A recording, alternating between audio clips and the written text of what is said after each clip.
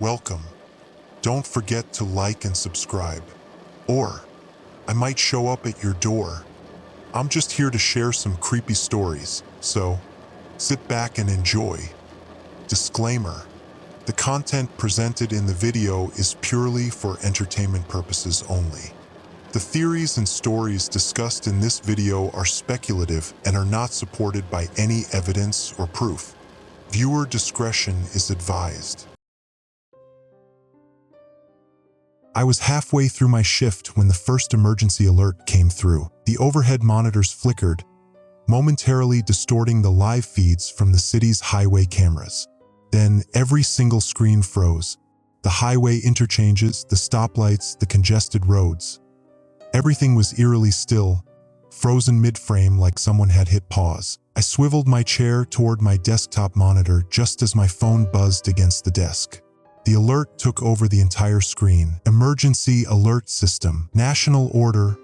Effective immediately. Do not attempt to leave your city. For your safety, remain within municipal limits. This is not a test. No further information. No explanation. I stared at it for a long moment, waiting for something. An update, a press conference, anything. But the alert just sat there, pulsing in red. My fingers hovered over my keyboard as I switched between news websites. Nothing. Not even the local stations had caught up yet. Weird. I was a traffic surveillance operator. My job was simple: monitor the city's live highway feeds, flag major accidents, report potential hazards, and provide real-time traffic data to local law enforcement. It wasn't supposed to be exciting. Most of my nights were spent watching drunk drivers weave between lanes or catching the occasional high-speed chase. But this was new. With a sigh, I reached for my coffee and turned back to my workstation. The live feeds had resumed, but something about them felt off. It was subtle at first. The roads looked emptier than they should have been for a Wednesday night. A few cars still dotted the highways, but many lanes that should have been packed were unsettlingly sparse. I clicked on Camera 48, which overlooked the main interstate leading out of the city. What I saw didn't make sense. Several vehicles sat abandoned in the middle of the road. No hazards on. No signs of an accident. Just empty cars, doors wide open, engines still running. I switched to Camera 52, positioned further down the same stretch of highway. More abandoned cars. A creeping unease settled into my stomach. I reached for my radio. Control, this is Operator 117. I'm seeing multiple stalled vehicles on the I-70 outbound ramp. No drivers. No passengers. Can we get a patrol unit to check it out? Static. I frowned, adjusting the frequency. Control, do you read? More static. I checked my phone, no signal. The Wi-Fi indicator on my workstation flickered in and out. My eyes returned to the monitors, scanning other key exit points of the city. The same pattern was emerging: cars, some mid-turn, some still idling, all abandoned. A few headlights remained on, casting eerie beams into the night. Then, in Camera 63, I saw something that made my breath hitch. A figure stood near one of the exit signs, motionless. At first, I thought it was a stranded driver, but the longer I stared, the less human they seemed. They were tall, too tall. Their arms hung at unnatural angles, fingers nearly reaching their knees. Their head was tilted just slightly, like they were listening for something. No movement, no reaction to the passing cars. Just standing there, watching. I switched cameras. More figures. They stood at every major exit, each one positioned just before the city limits. A dull ringing filled my ears. My pulse quickened. I clicked back to Camera 48, heart hammering against my ribs. The highway was completely still now. Even the last few moving vehicles had come to a stop. Their drivers were gone. I leaned closer, scrutinizing the screen. There was something wrong with the image. The colors seemed muted. The road markings were blurry, like the entire scene was being slowly erased. A fresh alert interrupted my screen. Emergency update. Do not approach city limits. Do not leave your vehicle. Avoid looking at them. My stomach twisted. I tried the radio again. Control, are you there? Something weird is happening. We need a unit to check the outbound highways. Static, then a voice. Faint, distorted, like a transmission struggling to come through. Stay inside. Don't let them see you. The voice cut out. I stared at the speakers, my hand frozen over the radio dial. I looked back at camera 63. The figure near the exit sign had moved. Not just shifted, it was now staring directly into the camera. A chill ran down my spine. Its face was featureless, except for deep, hollow indentations where eyes should have been. I watched, unable to breathe, as its jaw unhinged slightly, as if it were about to speak. A new alert flashed across my screen. Do not attempt to leave. Do not attempt to leave. Do not attempt to leave. The message repeated over and over, filling the entire screen. I reached for my phone, desperate to call someone, anyone, but my fingers froze mid-dial. A new video feed had appeared. It was me, a grainy, black and white image of my workstation. The back of my head, my hands hovering over the keyboard. I turned, expecting to see a camera behind me. There was nothing. Slowly, I faced the screen again. In the live feed, there was something standing behind me, tall, motionless, hollow-eyed, watching. I didn't turn around. Every instinct screamed at me to run, fight, move, do something, but I stayed frozen, staring at the monitor. The feed showed my own back, hunched in my chair, and just behind me stood that thing. Its towering frame loomed over my seated figure, its hollow eye sockets locked onto me. I sucked in a slow, measured breath. Maybe it was a glitch, a pre-recorded feed, a prank, except I could see myself shaking in real time. My hand, which had been resting on the desk, twitched slightly on the screen. My fingers curled into a fist. The me on the screen did the exact same thing, and the thing behind me moved closer. I slapped the monitor's power button. The screen went black. For a second, silence filled the room. Just the hum of the air vents, the dull flickering of the overhead lights. Nothing else. I forced myself to breathe, hands gripping the armrests of my chair. Slowly, I turned my head just a fraction. There was nothing behind me. The office was empty, exactly how I'd left it. The only movement came from the cooling fans inside the bank of surveillance monitors. I swallowed hard. It wasn't real, or at least that's what I told myself. But I couldn't ignore the way the emergency alerts were escalating. I clicked the monitors back on. The highway cameras returned, flickering briefly before stabilizing. Camera 48 showed the same abandoned vehicles. Camera 63 still had the tall figure by the exit sign, its head tilted at that unnatural angle. I hesitated, then switched to the camera that had shown the thing behind me. It was blank, just static. I exhaled, rubbing a hand over my face. I needed to figure out what was happening. The emergency broadcasts weren't giving answers, just orders. I glanced at my radio again, debating whether to try control one more time. Then my phone buzzed. I nearly jumped out of my chair. The screen displayed a single text message. Unknown number, are you still in the city? My fingers hovered over the keyboard. I typed, "Who is this?" and hit send. No response. I stared at the message, my pulse still racing. It was the first communication I'd received since the alert started. I considered calling the number, but before I could decide, the monitors flickered again. A new alert had appeared. Citywide lockdown in effect. Barriers have been deployed. Do not attempt to leave. Barriers? I clicked through the cameras again, scanning for anything unusual. Sure enough, new roadblocks had appeared at key highway exits. Massive concrete barriers, far too large to have been placed in just a few minutes. Military vehicles were stationed nearby, but something about them felt wrong. The soldiers didn't move. They stood at rigid attention, perfectly still, facing away from the city. No shifting weight, no checking weapons, nothing. It was like they weren't even alive. I clicked another camera. Same thing. Another. Same. A chill crawled up my spine. I flipped to camera 48, where the abandoned cars still sat empty. A few were missing now, though. The headlights of one sedan flickered weakly, its battery dying. Then, something stepped onto the road. Not one of the tall figures, a man. He staggered between the stalled cars, clutching his side. His clothes were torn, and his face was streaked with something dark. Blood, maybe. I scrambled for the radio. Hello?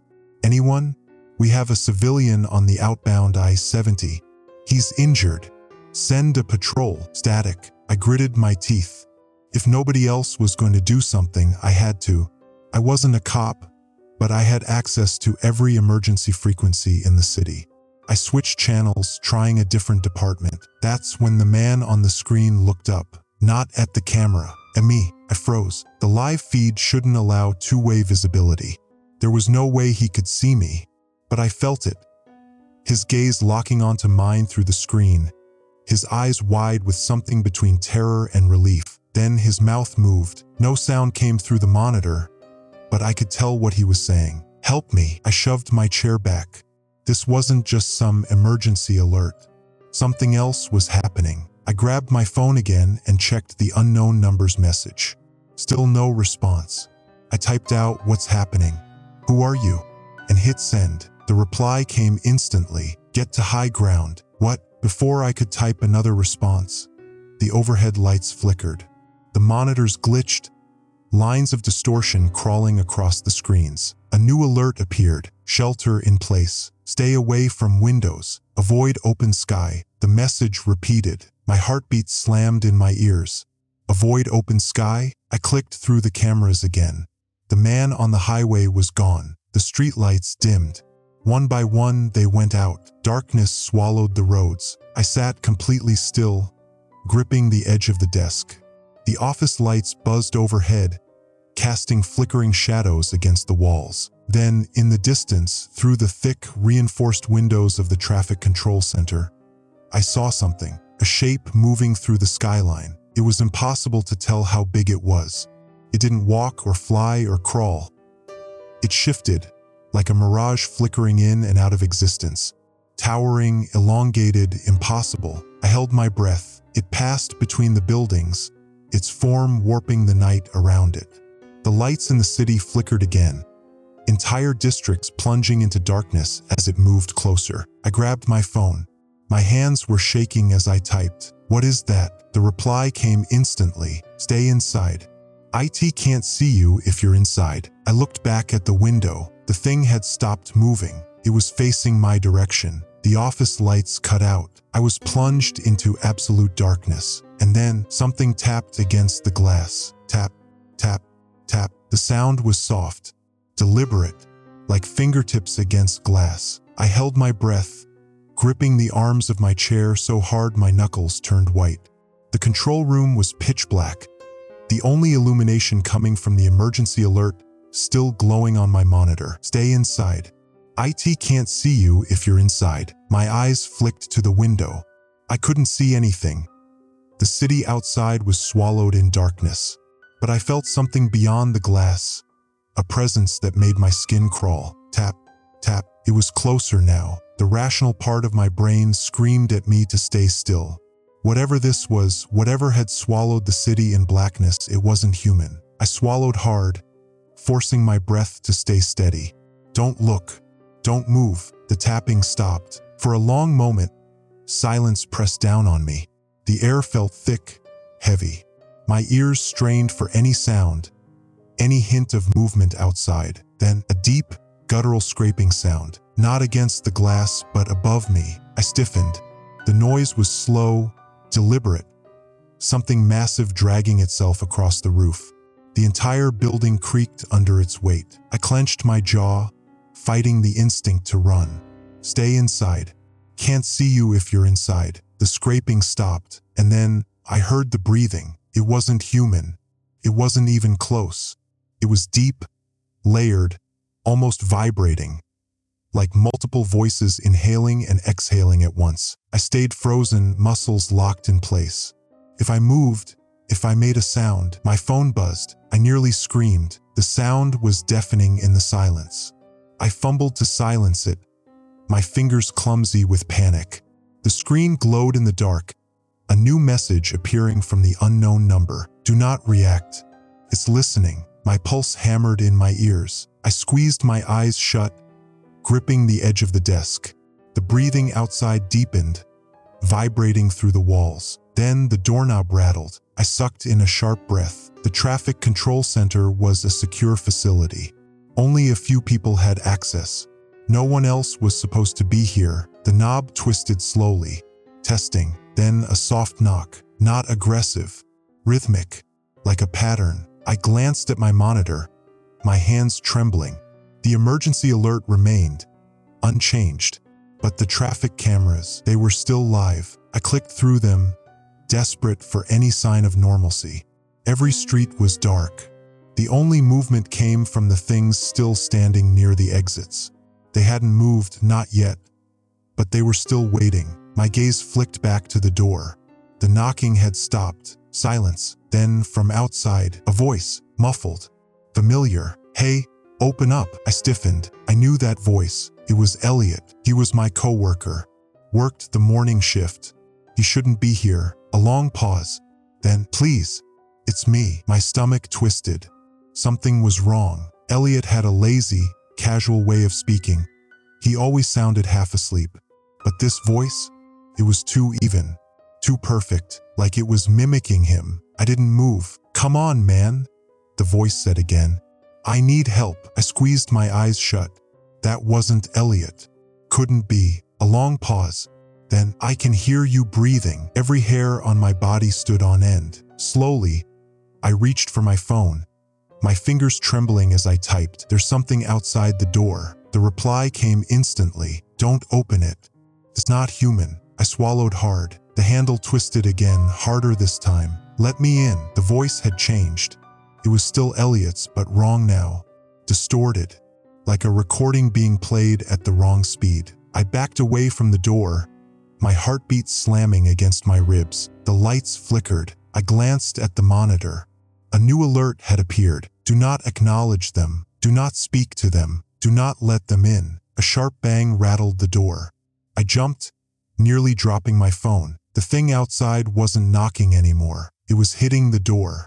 Hard. I scrambled back, my chair screeching against the floor.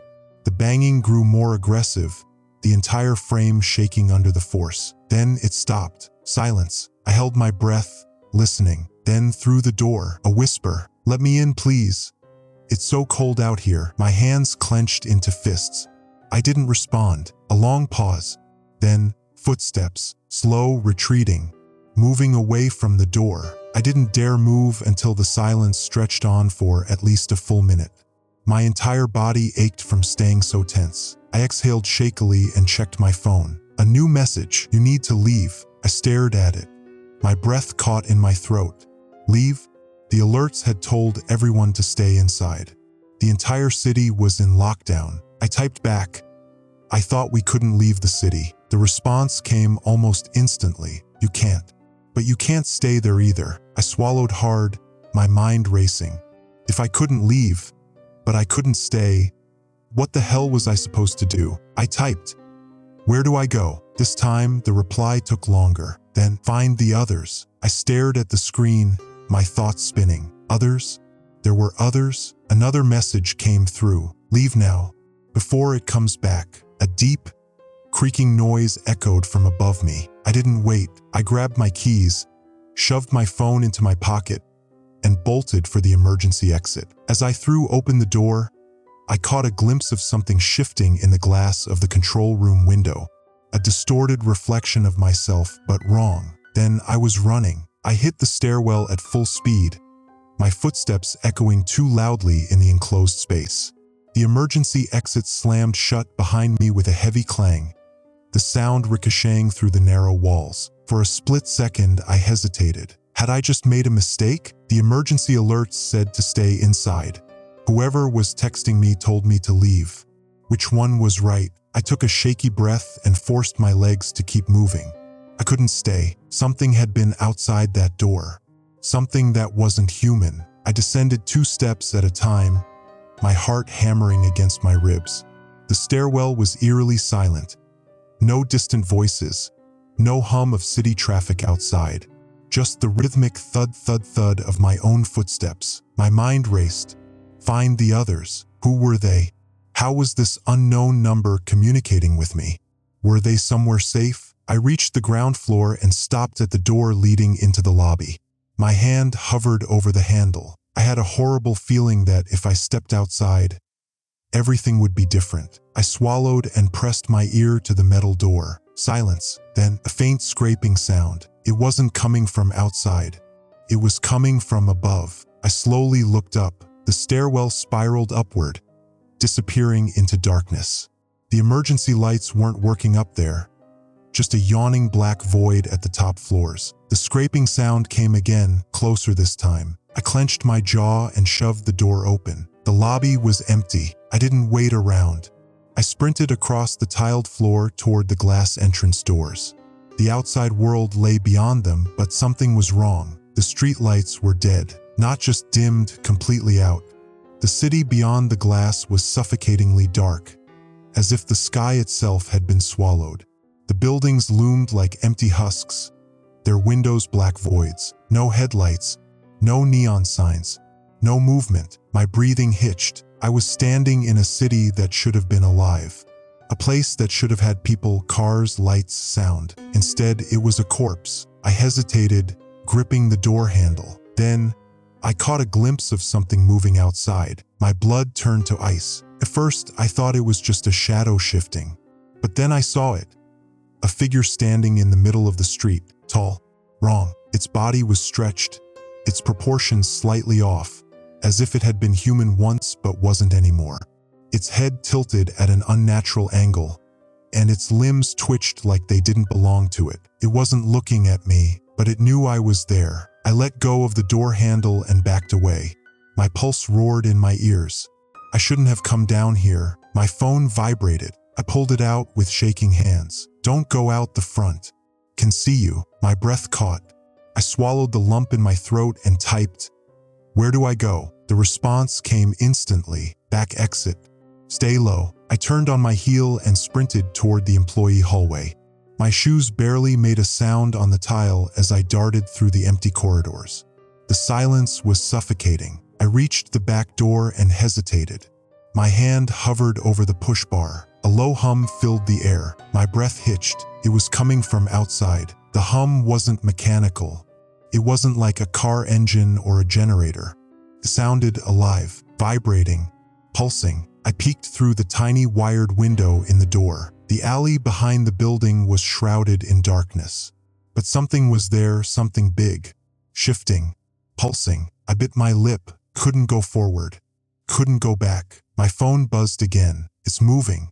Wait, I clenched my jaw and pressed my back against the wall, keeping myself as small as possible. A long shadow slithered past the window. I held my breath. The air felt thicker, heavier, like the very fabric of reality was being warped by whatever was outside. Then, silence. My phone vibrated again. Go.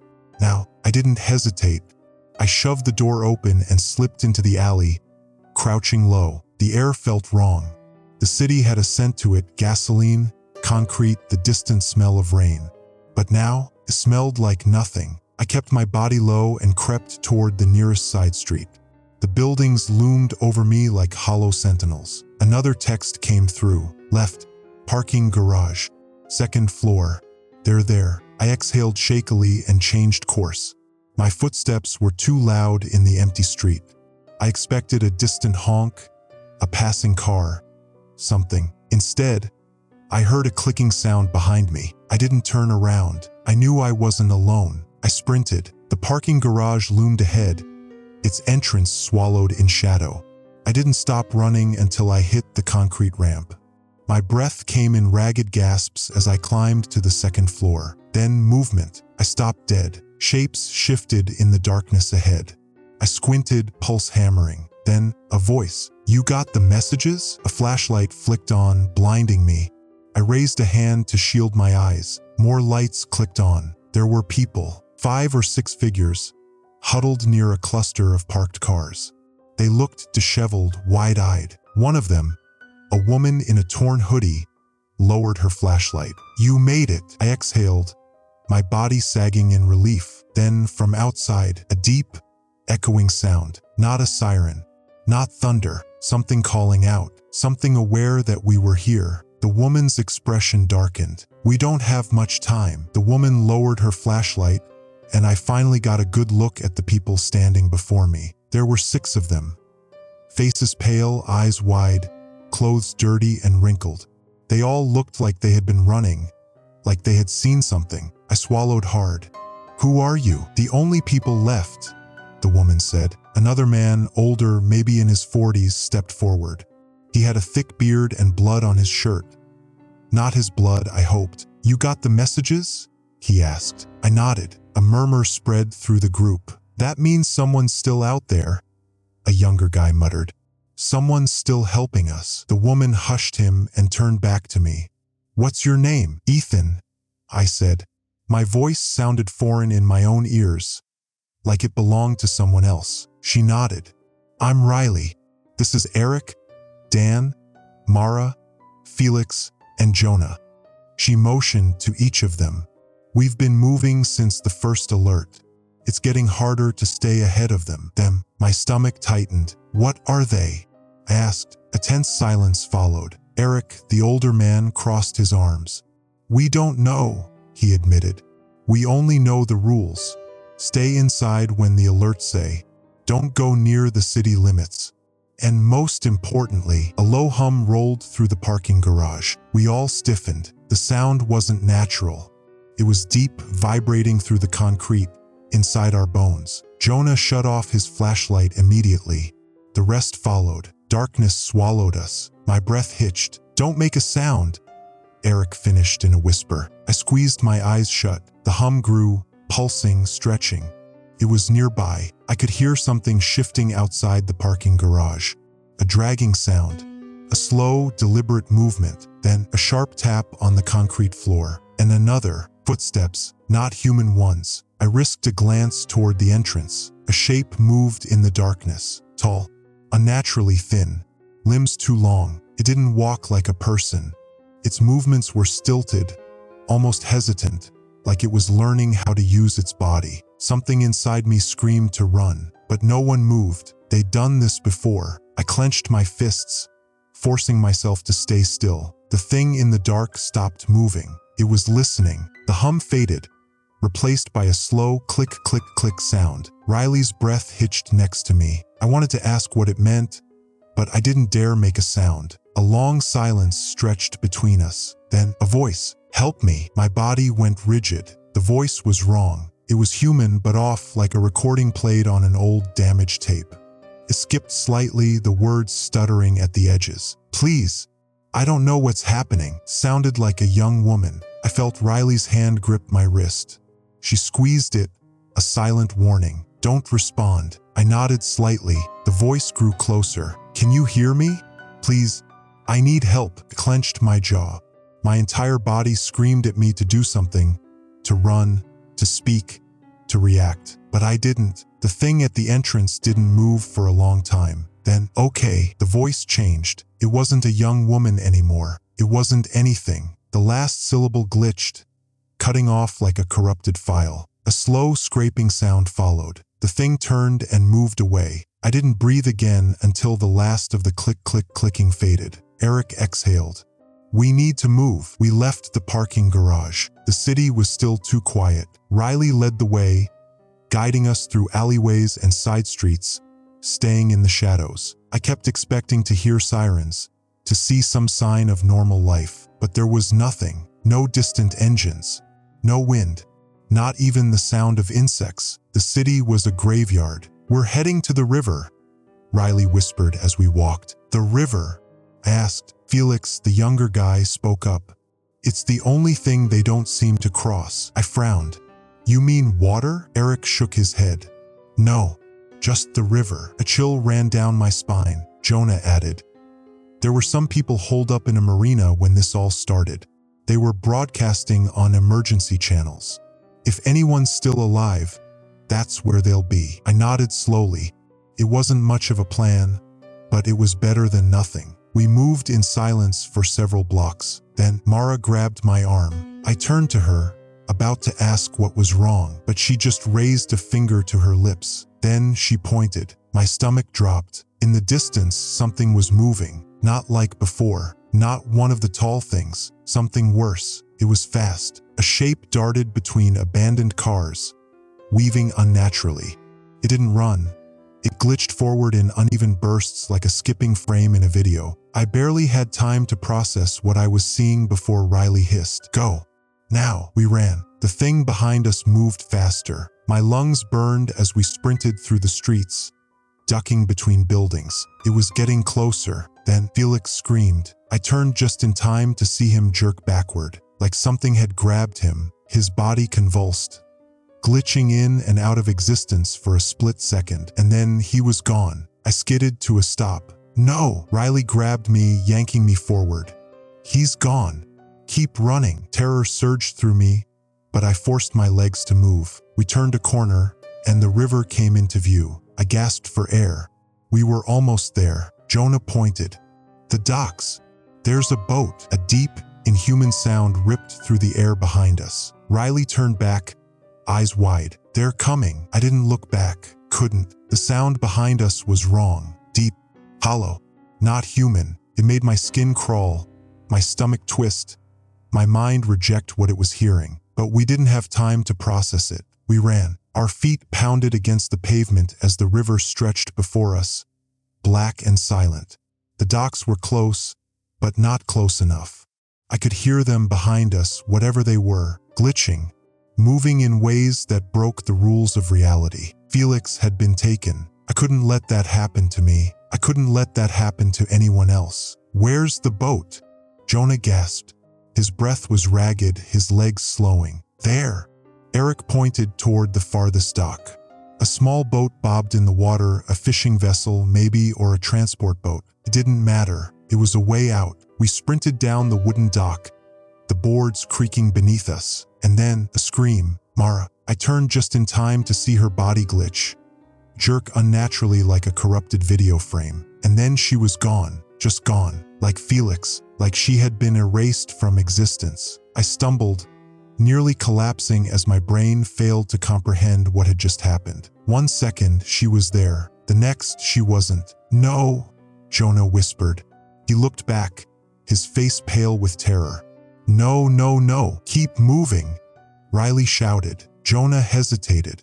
I saw it in his eyes, the desperate urge to run back, to do something. But what could he do? She was gone, and if we stopped, we would be too. Jonah squeezed his eyes shut and forced himself forward. We reached the boat. Eric was already untying the ropes, his fingers shaking. "Get in." I climbed in first, helping Jonah and Riley as Eric pushed the boat away from the dock. The second we drifted more than 5 feet from land, the noise stopped. The hum, the clicking, the glitching movement in the darkness. Everything went still. I sat there, my chest heaving, my heart threatening to burst out of my ribs. We were alive, but at what cost? 2 of us were gone, and I still didn't understand what was happening. The river wasn't normal. It should have smelled like fish, like water, like the damp scent of mud and plant life. Instead, it smelled like nothing. The air above it was thick, but sterile. Jonah sat at the bow, knees pulled to his chest. He hadn't spoken since we got on board. Riley stared at the water, gripping the side of the boat so hard her knuckles turned white. Eric steered, his face grim. I swallowed. My throat was dry. My brain felt like it was on fire. I needed answers. "Where are we going?" I asked, my voice hoarse. Eric didn't look at me. "Downriver. If the marina survivors are still alive, they'll be there." If. I hated that word. Riley exhaled. "We've lost too many people already." Silence. No one disagreed. I hesitated. "Then, what were those things?" Jonah shuddered but didn't speak. Riley rubbed her arms, avoiding my gaze. Eric finally responded. "We don't know." I clenched my jaw. "You have to have some idea." He hesitated, then sighed. "There were theories," he admitted. "Some thought it was a government experiment. Others said it was something worse." "Worse?" I pressed. Eric's hands tightened on the wheel. "Like the city wasn't meant to exist anymore. Like something," he paused, choosing his words carefully, "was resetting it." A chill ran down my spine. Resetting it. I thought of the glitching movements, The way people just disappeared. The way the city had gone silent. A horrible thought clawed its way into my brain. What if the city isn't just empty? I whispered. The others looked at me. What if it's being erased? Jonah swallowed hard. Riley shook her head. No, she muttered. That doesn't make sense. But I could see it in her face. She wasn't sure. The low hum started again. We all froze. It wasn't coming from the shore. It wasn't coming from behind us. It was coming from the water. Eric cursed under his breath and cut the engine.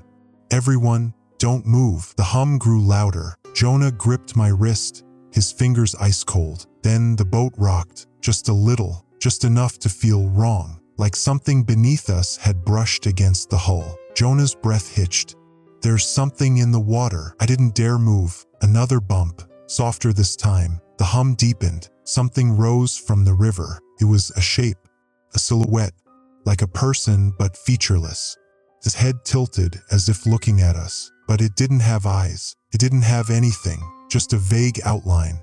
A black void against the black water. A second one rose behind it. A third, a fourth. My stomach twisted into knots. They were never on the land, Jonah whispered. Riley covered his mouth. Too late, the figures snapped toward us. The boat lurched. I grabbed the edge as cold water splashed over my arms. Eric turned the key, but the engine wouldn't start. The hum grew louder. Jonah let out a strangled cry as one of the things reached for him. His hand, if it could even be called a hand, glitched, flickered. Jonah screamed. I lunged, grabbing him before the thing could touch him. Riley slammed a metal pole into the water, and the figure vanished. Not like it sank, not like it fled. It simply ceased to exist. Eric cursed and tried the engine again. It roared to life. The boat surged forward. The figures didn't follow. Not right away. They just stood there, watching. Then, one by one, they dissolved into the river. The hum stopped. Silence returned. Jonah collapsed against the side of the boat,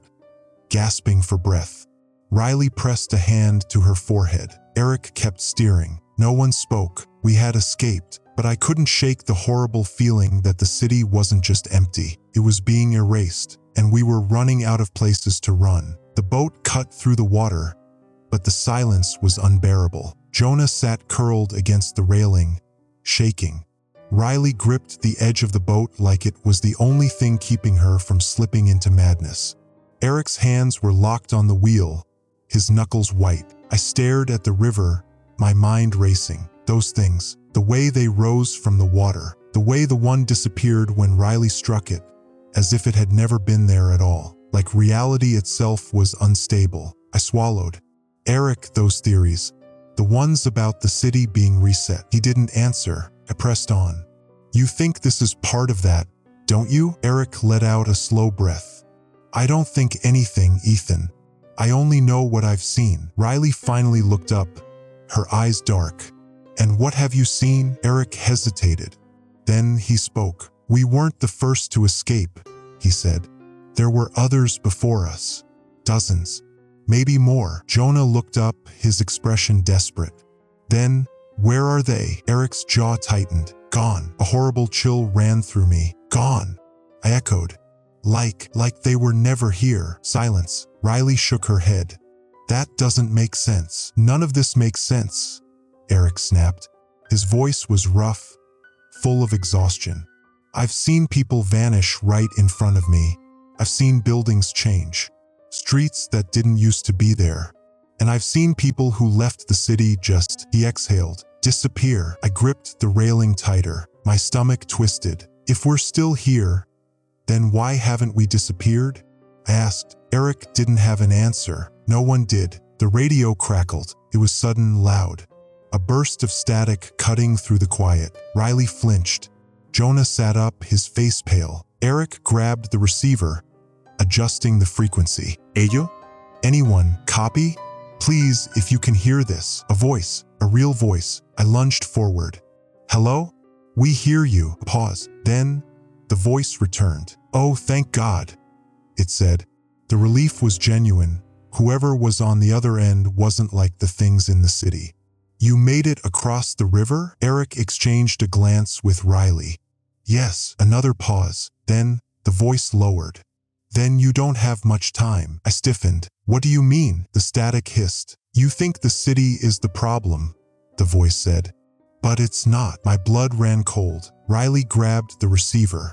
What are you talking about? A deep breath on the other end. Then they let you go. Silence. A horrible, suffocating silence. Eric shook his head. Who let us go? A sharp burst of static cut off the response. Then the voice returned. Urgent now. Listen to me. The river isn't a barrier. It's a test. If you made it across, it means they don't need you anymore. Jonah's breath hitched. My skin crawled. Riley's grip tightened around the radio. Need us for what? The voice was frantic now. They weren't keeping you in. They were seeing who would try to leave. You. The transmission cut. The radio went dead. Jonah's breathing turned rapid. No, no, no. He grabbed the radio, shaking it. Come back. Say that again. What did you mean? Nothing. Only static. Riley slammed her fist on the boat. Damn it. I pressed a hand to my chest, trying to steady my heartbeat. We had been so sure that escaping the city meant survival. But what if it meant the opposite? The river changed. It was gradual at first. The water turned darker. The mist grew thicker, swirling over the surface in unnatural patterns. I could feel it. Something was different, wrong. Eric slowed the boat, his face tense. We should see the marina by now. Jonah stood, gripping the railing. I don't see anything. I looked too. He was right. No shoreline, no docks, nothing but water. Riley swore. Are we lost? Eric shook his head. No, that's not possible. We've been going in a straight line. Then a shape appeared in the mist. First, I thought it was an island, a large mass rising from the dark water. But then I saw it was moving, not floating, not drifting. It was rising, slowly, steadily, and it was huge. Jonah grabbed my arm. Ethan. His voice was barely a whisper. I couldn't speak, couldn't breathe, because I could see it now. The thing coming out of the water wasn't an island. It was a structure, a building, a city. It was the city we left. It shouldn't have been possible. It shouldn't have been here. But there it was, rising from the water piece by piece. Buildings, bridges, streets, the entire city rebuilding itself before our eyes. I gripped the railing, my nails digging into the wood. What the hell? Jonah took a step back. No, this isn't real. Riley's face was ashen. It's following us. Eric turned the boat sharply, trying to steer away, but the water fought back. The current shifted, dragging us toward the city. Jonah scrambled to the other side of the boat. It's pulling us in. Eric revved the engine. The boat struggled. The mist thickened. And then, from the rising city, a sound broke through. A low hum, growing, deepening, getting closer. And beneath the surface of the water, shadows moved, watching, waiting. We had escaped, but it hadn't let us go. It was bringing us back. The boat struggled against the current, the engine roaring as Eric pushed it to its limit. But it wasn't enough. The water wasn't behaving normally. The harder the boat fought, the more the river pulled us back toward the city, back toward whatever was waiting for us. Jonah gripped my arm so tightly it hurt. It's not possible, he kept whispering. It's not possible. Riley grabbed Eric's shoulder. Turn. There has to be another way out. There isn't. Eric snapped. His voice was raw with fear. The current's got us. It's dragging us straight toward. He didn't need to finish, because we could see it. The city was fully formed now, rising from the water like it had never left. Buildings stood tall, dark, and silent. The same streets, the same structures, the same places we had run from. It was as if the city had been waiting for us, welcoming us back. The mist curled around the rooftops, swirling like something alive. I felt it in my chest, pressure, an awareness, like the city was watching us. Jonah let out a shuddering breath. It's not real, but it was. It was here, and we were being brought back to it. The city wasn't empty. Shapes moved between the buildings. At first, I thought they were people, but then the figures flickered, glitching, moving wrong. Jonah's breath hitched. Those are the things we saw before. I swallowed hard. No, these were different. They weren't just the same formless shadows from before. They were taking shape. They looked human, almost, but their features were off. Faces stretched too long, limbs slightly out of proportion. Their bodies twitched, as if they weren't fully formed yet. Eric cursed under his breath. Riley gripped my sleeve. Ethan, I turned, and my stomach dropped. Felix and Mara stood on the nearest dock, just waiting, staring. "No," Jonah whispered. He stumbled backward, his face pale as death. "No, that's not them." Felix's head tilted. His mouth opened, but no words came out, just a low hum. Riley choked on a sob. "They?" She shook her head. "They were taken. This isn't real." The figures on the dock twitched. For a brief moment, their faces blurred, like static. Then they focused again, and their mouths moved, but the words that came out weren't their own. "You shouldn't have left." My breath caught. The voices were wrong. Not quite human, not quite machine. Something in between. Something that didn't belong in this world. Jonah clutched his head. "This isn't real. This isn't real." The figures stepped forward, and as they did, the dock glitched. The planks warped and flickered, like a broken video file struggling to load. It was collapsing, rewriting itself, and it was spreading. The buildings, the streets, the entire city. It was all shifting, distorting, changing, like it was being rebuilt from scratch, like it had never been there before, and we were caught inside it. The boat stopped moving, not because Eric had killed the engine, not because we hit something. It just stopped, like it had run into an invisible wall. Eric yanked at the controls. "No, no, no." Jonah grabbed an oar and plunged it into the water, but the water wasn't water anymore. It was solid, like glass or frozen air. The river had stopped moving, and so had we. Eric's breathing turned ragged. "We need to get off this boat." Riley shook her head violently. "No, we can't go back there." Jonah let out a sharp laugh, one that was more panic than humor. "Where else can we go?" I turned back toward the dock. The figures were closer now. Felix, Mara, and more, a lot more. People I didn't recognize. All of them watching, all of them waiting. And then one of them spoke, but the voice wasn't human. It was mechanical, flat, like an announcement over a speaker. "Simulation error detected. Reset in progress." Every hair on my body stood on end. Riley stumbled back. "No. No, no, no." Eric's hands were shaking. "What the hell does that mean?" Jonah grabbed my arm, his fingers digging into my skin. "Ethan." I couldn't move. I couldn't speak, because the city was shifting again, and something huge was moving behind the buildings. Something I couldn't see, something I didn't want to see. A shape, presence, and it was watching us. The sky split open, a thin, jagged line, white-hot, like a fracture in reality itself. The hum turned into a screech, painful, piercing. Riley screamed. Jonah collapsed to his knees, clutching his ears. I pressed my hands against my head, but it didn't help. The sound was inside me, inside all of us. And then, for a fraction of a second, I saw what was behind the city. A structure, massive, impossible, not built with human hands, not meant for human eyes. Something that had been watching us from the start. Something that had been controlling everything. My vision blurred, couldn't breathe. The city flickered, the sky split wider, and in that final moment, the emergency alert came back. A voice, flat, robotic, not meant to be heard by people like us. "Simulation instability detected.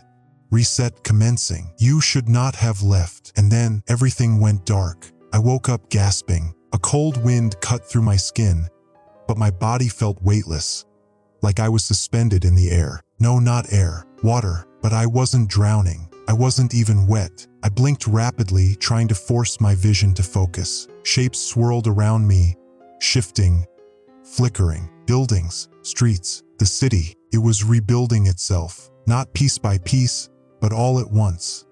Like film being rewound in fast forward. Like time itself was being reset. The last thing I remembered was the sky splitting apart. The voice, "Simulation instability detected.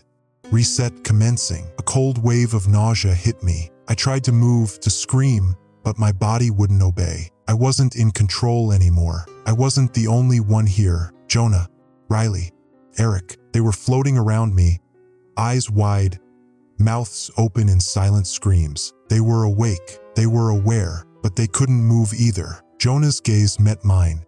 His pupils were blown wide, terror painted across his face. I knew what he was thinking. We shouldn't be here. We never left. We never escaped, because there was no escape.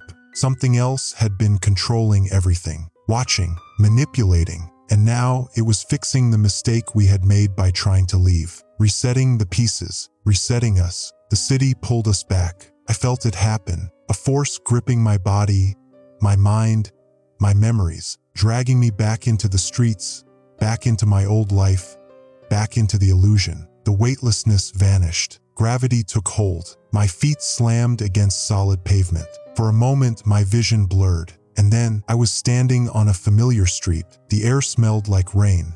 The neon glow of a 24-hour diner flickered in my peripheral vision. A car rumbled past. Someone laughed nearby. The city was alive, bustling, like nothing had ever happened, like I had never tried to leave. But I remembered everything. I was back where I started. I turned frantically, scanning the streets. Jonah, Riley, Eric, were they here too? Had they been brought back just like me? A wave of pedestrians moved around me, their faces blurred by the city lights. I tried to focus, tried to find them, A voice cut through my thoughts. Ethan, I spun. Riley. She was standing at the curb, eyes wide, hands clenched into fists. She looked normal, but the way she was breathing too fast, the way her pupils were too dilated, I knew she remembered too. "Oh my God," she whispered. "What just happened?" I couldn't answer, because I didn't know. Jonah and Eric were gone. We searched, checked the diner, the side streets, even the riverbank. No sign of them, no sign that they had ever existed. Panic clawed at my throat. They were with us. They were right there. Riley pressed a hand to her forehead. "I don't." Her voice broke. "Ethan, I don't think they made it." I shook my head violently. No, that doesn't make sense.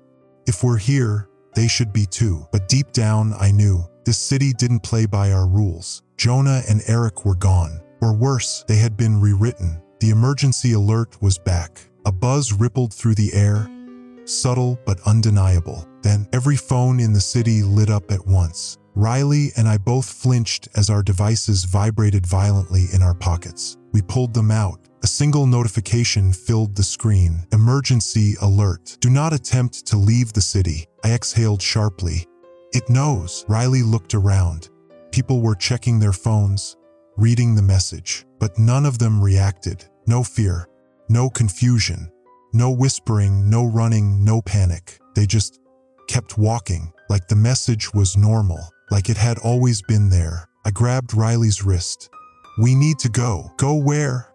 she asked hoarsely. I didn't know, but I knew one thing. We weren't supposed to be here anymore. We had broken something, seen something we weren't supposed to see, and now the city was watching us. We heard the sound again, a low hum, growing. Riley and I both froze. We turned, and there, standing on the opposite sidewalk, were Felix and Mara. No, not them, not really. They were exactly the same as before. Same clothes, same faces, but too still, too perfect. Their eyes locked onto ours, and they smiled, that same unnatural smile. A chill ran down my spine. Riley grabbed my arm.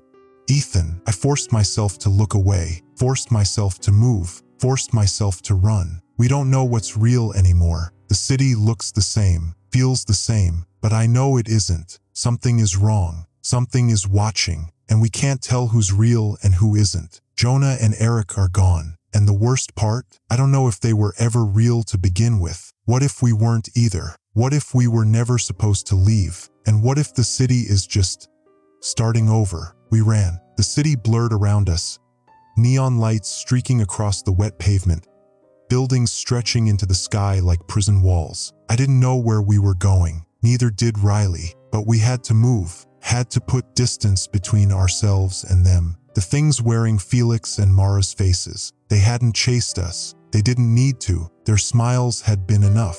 A silent warning, a reminder that this city wasn't ours anymore. Maybe it never had been. We had nowhere to go. The streets were too familiar. Every turn led us back to where we started. The same intersections, the same buildings, the same people. like the city was folding in on itself, like it was keeping us inside. I glanced at Riley. She was pale, her breath coming in short, shallow bursts. She must have felt it too. This wasn't just a place, it was a system, and we were caught in the loop. A second emergency alert came. Emergency alert. Stop running. My chest tightened. I turned my phone off. It didn't matter. The message still flashed across every screen. Billboards, storefronts, traffic signs. Even the neon open sign of a diner flickered, replacing its usual glow with those same two words. Stop running. I grabbed Riley's arm. We can't let it control us. Her lips trembled. Ethan, I think it already does. We weren't alone. Figures gathered at the edges of the street, watching. First, they looked normal, just people going about their lives. But then, I saw the way they stood, too still, too perfect, their faces frozen in blank expressions. Waiting. For what? I didn't want to know. We need to hide, Riley whispered. I nodded. But where? The subway. It was a stupid idea. I knew it before we even made it down the stairs. But we didn't have a choice. The streets weren't safe. Neither was anywhere else. The platform was empty. No people, no trains, just the sound of dripping water from somewhere deep in the tunnels. Riley paced, running her hands through her hair. What if we're already dead? I didn't answer, because I didn't know. She let out a shaky laugh. What if we never left? What if we just glitched out and now we're stuck in some kind of, I don't know, reset process? I clenched my fists. No, she looked up. I met her gaze. I refused to believe that, because if I did, if I accepted that none of this was real, then there was no point in fighting, no point in escaping, and I couldn't accept that. I wouldn't. Riley exhaled slowly.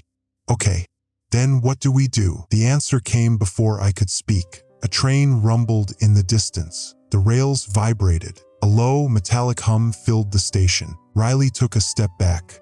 Ethan, I froze. The train was coming, but the lights were off, and I couldn't hear an engine, just the hum. The same hum we'd heard before, when the city was resetting, when we were being pulled back in. I grabbed Riley's wrist.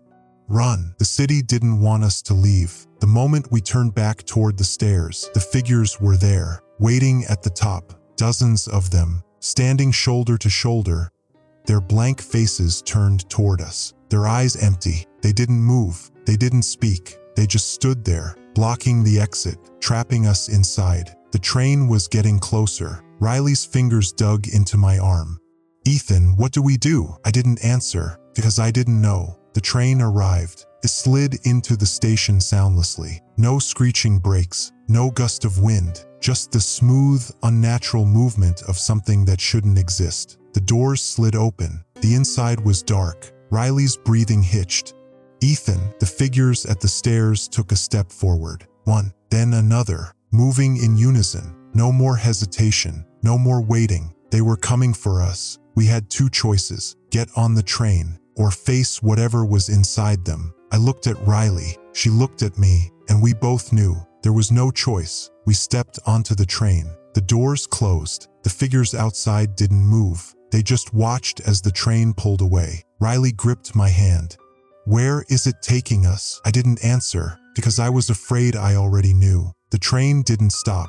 It just kept going. Faster, faster, until the tunnel walls became a blur, until the darkness outside was absolute, until the only thing left was the hum. Deep, mechanical, endless. Riley squeezed my hand. I squeezed back, and then a voice came over the intercom, flat, emotionless, not human. Emergency alert. Welcome back. Reintegration in progress. The lights flickered. The walls shimmered. Riley let out a choked sob. And in that final moment, as the city folded back around us, as the hum became everything, I understood. We never escaped. We never could. Because this city wasn't just a place. It was a system, and it had finally finished its reset.